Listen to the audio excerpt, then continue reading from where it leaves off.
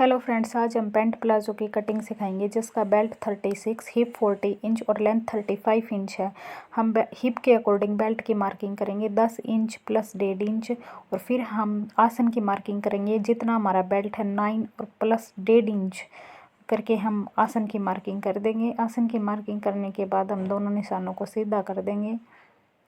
सीधा करने के बाद हम दोनों निशानों को मिला देंगे और मिलाने के बाद हम क्रोच एरिया की मार्किंग करेंगे 2.25 इंच पे और उसको राउंड दे देंगे।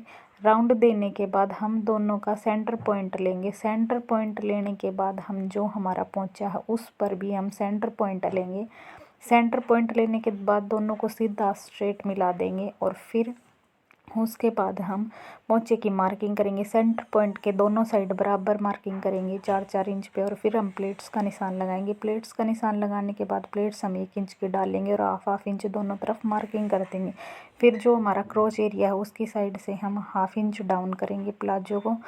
फिर हम उसकी सेपर पट्टी से शेप दे देंगे जैसे ही हम फ्रंट पार्ट की कटिंग करेंगे। कटिंग करने के बाद उसी बैक पार्ट के ऊपर फ्रंट पार्ट रखकर हम बैक पार्ट की भी मार्किंग करेंगे। मार्किंग करने के लिए हमें जो फ्रंट पार्ट है उससे बैक पार्ट थोड़ा सा एक्स्ट्रा लेना होगा और आसन की तरफ से हम बैक पार्ट को 2 इंच एक्स्ट्रा लेंगे और 2 इंच एक्स्ट्रा लेने के बाद हम आसन भी 2.25 इंच एक्स्ट्रा लेंगे और स्ट्रेट निशान लगा देंगे और जो एक्स्ट्रा लिया था उसको हम कॉर्नर पर मिला देंगे। कॉर्नर पर मिलाने के बाद 1 इंच हम पोंचे की तरफ एक्स्ट्रा लेंगे और क्रोच एरिया का मार्क कर देंगे। उसके बाद हम बैक पार्ट की भी कटिंग कर देंगे। इस तरीके से हमारी पैंट प्लाजो की परफेक्ट कटिंग होगी। और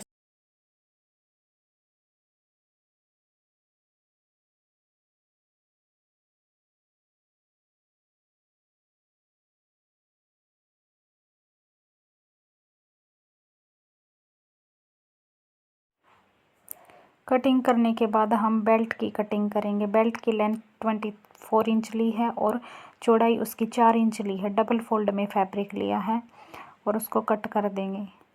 बेल्ट कट करने के बाद हम जेब की भी कटिंग करेंगे। जेब की कटिंग कुछ इस तरीके से करेंगे। 13 इंच की लेंथ है और 7 इंच की विड्थ है और जेब कट करने के बाद हमारे पैंट प्लाजो की कटिंग कंप्लीट हो जाती है।